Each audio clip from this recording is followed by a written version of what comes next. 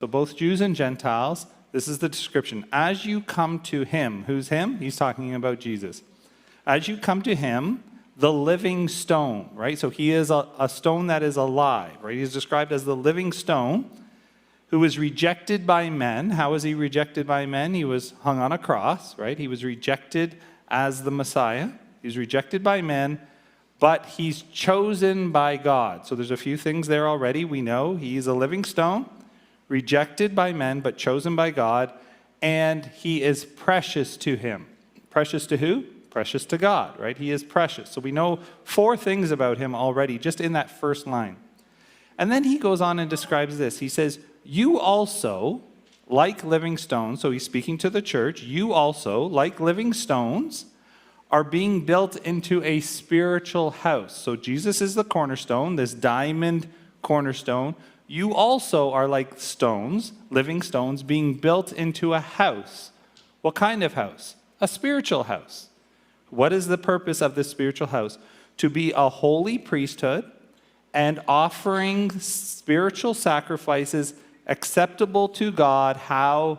Through Jesus Christ, right? So you, the church, are like living stones as well. Jesus is this cornerstone. God's building this building. You are now living stones. You're all being built together to be the Spirit Father. Because what happens in the spiritual house, it comes through Jesus Christ, the worship of Jesus Christ. And then it gets to this statement, which is the prophecy from Psalm 118.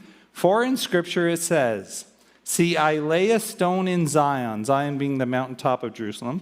I lay a stone in Zion, a chosen and precious cornerstone. And the one who trusts in him, so the cornerstone is a person. It's describing this cornerstone that is to come. The Jews would have understood this as a messianic psalm, a psalm. And so those who trust in him will never be put to shame. Now, to you who believe, listen to the difference here. To you who believe, he's talking about us who believe in this one who is the precious cornerstone. This stone is precious. So this living stone, who is Jesus, is precious. But to those who do not believe, so here the contrast, those who do not believe, the stone the builders rejected has become the capstone or the cornerstone, right? I like the translation happens both ways, but I think cornerstone is a better translation because we're talking about foundations here. Capstones are those ones that are on the top of a curve that you find in an arch, right? That would be the capstone. But I think of the cornerstone as a better translation because it's using the same thing here. And a stone that causes men to stumble, and a rock that makes them fall. Well, why do they stumble and fall?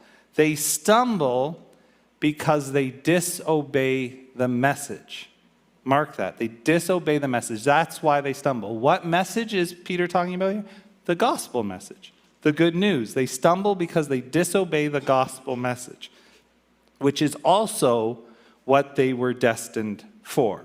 So we've learned quite a lot about who Christ is here. We've learned that this is prophesied about him, and we're going to get into where Scripture supports that in just a little bit in the book of Acts.